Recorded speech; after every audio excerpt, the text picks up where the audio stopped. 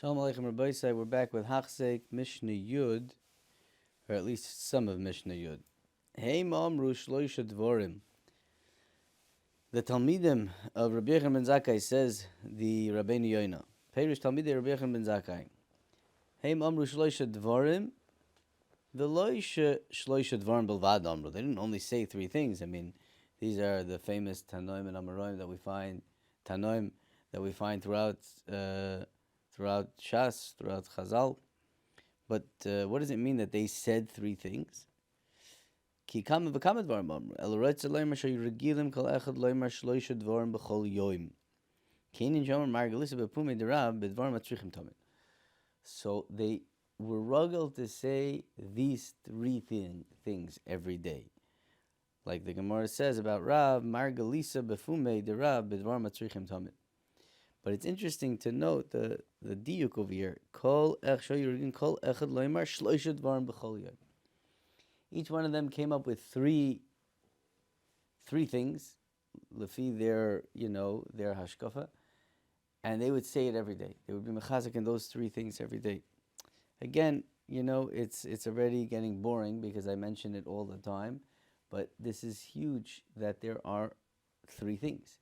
There's always three things.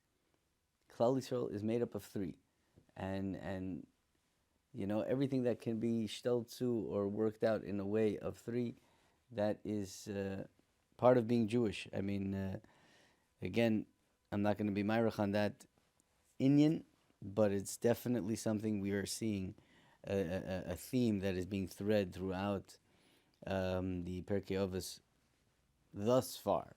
So keep that in mind. So he says three things. What are those three things? Rabbi Eliezer. That's Rabbi Eliezer ben Hurkinus. Yeah. Rabbi Eliezer ben Hurkinus. So he said three things. Rabbi Eliezer, number one. Va'alti noyach lichois. Number two. Veshuv yoim echad lifnei misosach. And do tshuva the day before you die. And the last part of the Mishnah is also the memra of Rabbi Eliezer, but it's not part of the three things. We'll soon see. Says the Rabbeinu Yoina, Rabbi Eliezer Omer, Yi kavod chavercha chaviv alecha kishalach.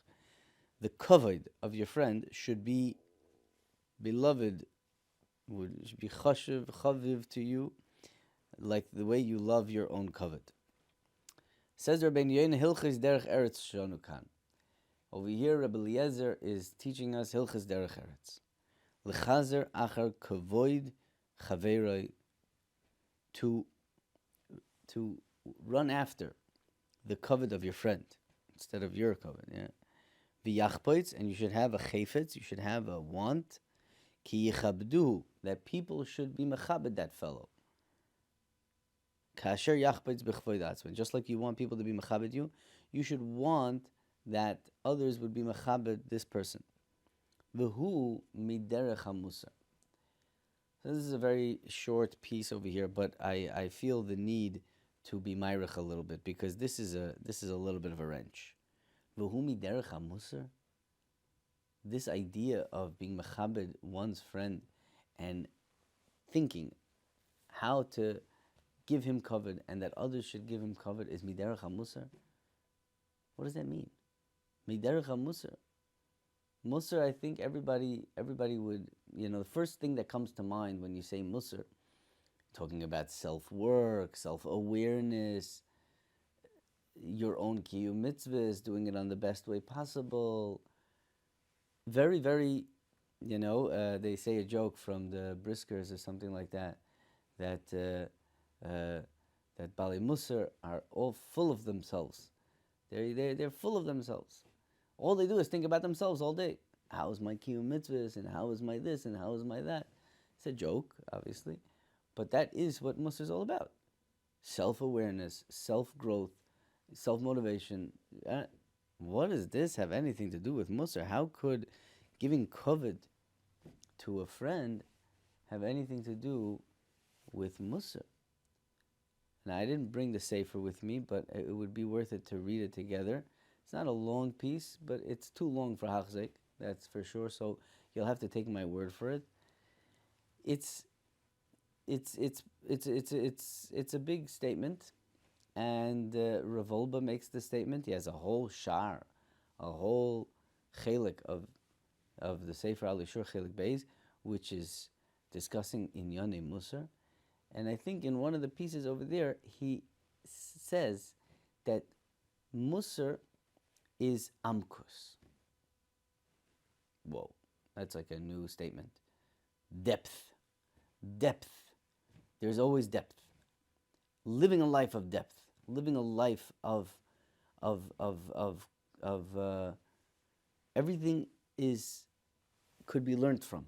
That's what Musar is. Musar, again, we said, I don't know if you heard these shiurim, but I gave a series on Hashgacha Pratis, and over there it says we said that Musar, right, is from is the same lashon as Meser, Mesira. Moshe kibel Torah misinai u'mesara liyeshua. The whole Pirkei Avos is a sefer Musar. It's the Mesira. Musar means getting lesson, seeing a message. And you can only see that if you don't look at things face value. It has depth. It has weight. It has weight. That's the important word over here.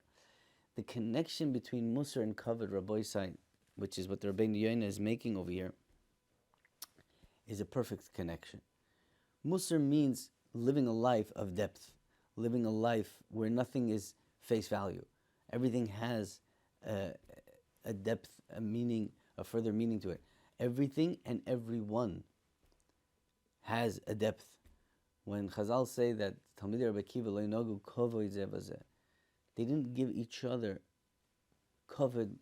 Kavod is the same lashon as kvedus, heaviness. Kaved is heavy. The liver, by the way, I researched this, not like, scientific research, just the good old standard Google research.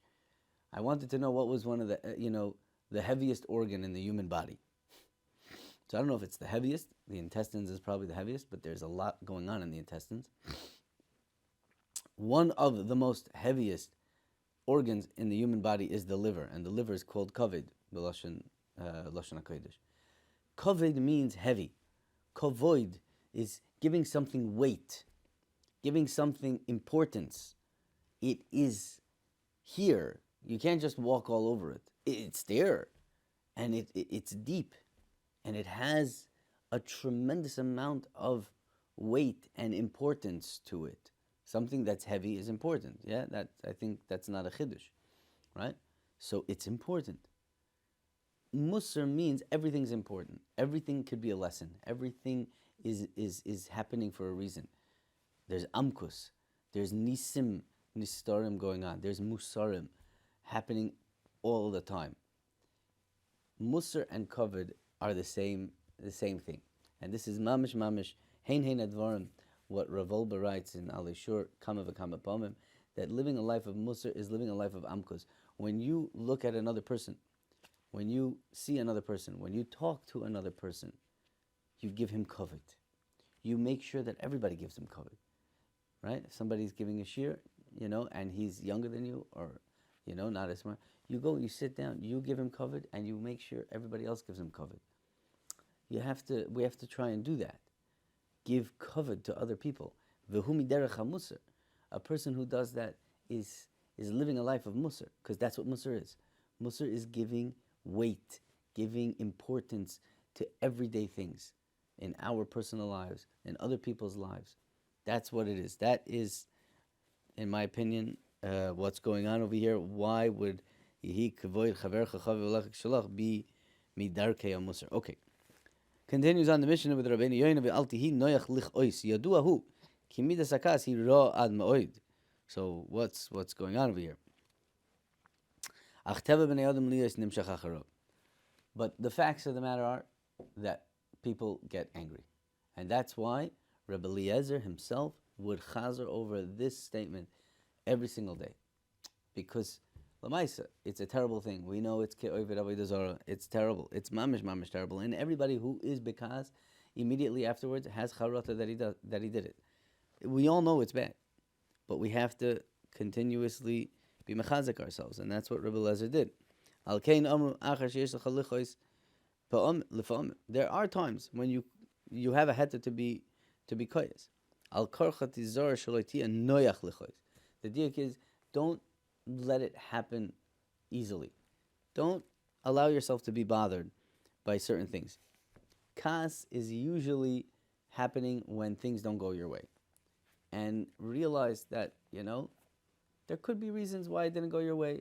And any reason that you find, be soymech on that in order not to be bekas. That's what he says. Ve'im yachbeitz v'tzoyncha es hakas, tishkol, right? Your ratzon wants to be upset right now because your ratzon wasn't fulfilled. That's the pshat. Tishkol b'maznei sichlecha im mipnei davar ahu roi lichos. Find out if it's really worth it to be bekas right now. Ve'im timza shum taina lahoser kas melibcha. If there's even the littlest, taina, it could be, we're late, but maybe they didn't start yet, or whatever. It's better off this way that, we got stuck by this side. Batleu, you should be mevatel it right away. Ach al davar sharoi lechoy salaf al kol panim, az yakascha imcha. But if there is if it's justified that you should be bekas, so then you could use your kas. It's something that the Rebbeinu Shem created, and it's a midah that could be used for the good. Don't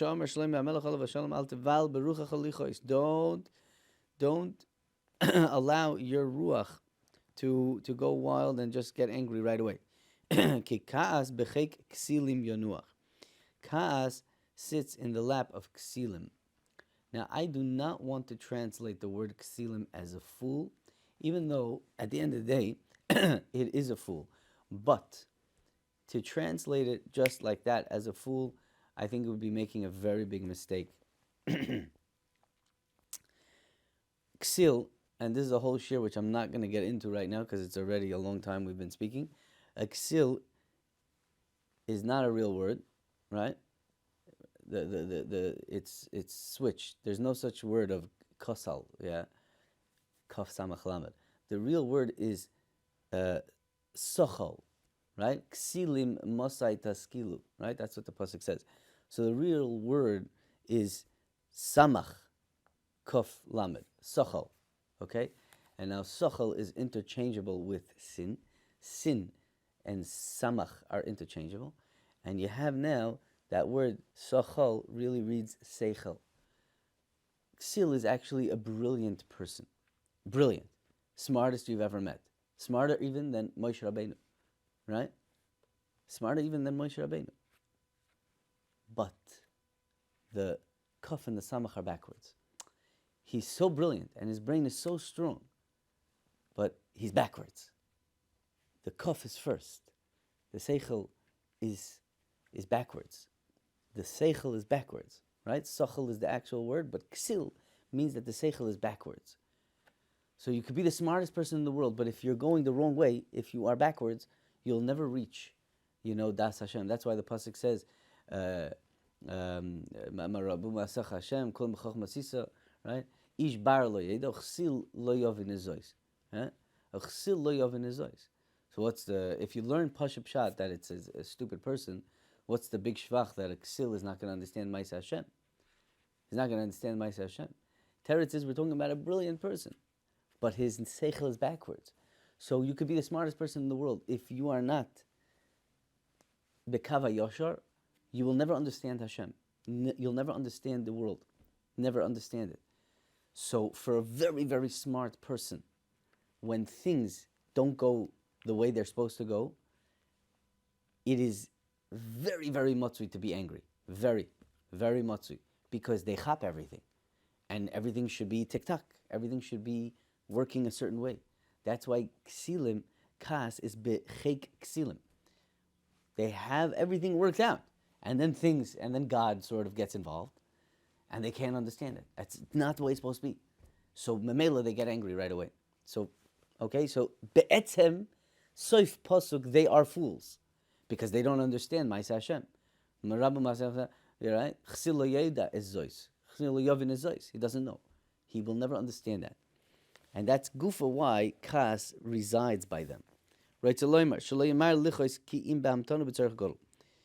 when you really have a need for it.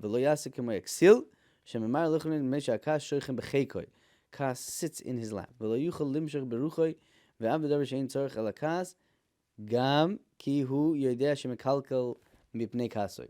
Even if you know that you're going to destroy things, because of your kas. It's just, they can't be soivel it. B'chol zois, lo yimna es ruchay. Don't allow it to happen. Kimoya nachash, the nachash has poison in his teeth. Ladas mixas chachamim, k'shenoishach nimtza l'shama eres me'elav. He just puts the eres in me'elav, just once he bites. His kilu doesn't even have the kavanah to do it. He doesn't have to. He did his work. He bit. Finished. Why do you have to send out the poison? It just comes out. It comes out by itself. This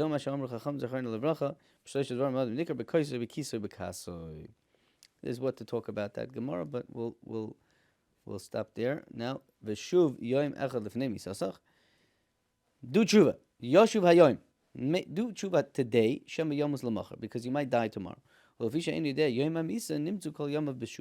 Since you don't know when you're going to die, so every day is going to be b'tshuva.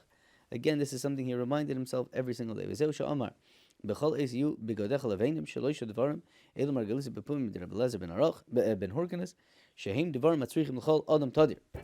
so that's good for today. Everybody should have a wonderful day. Be'ez Hashem.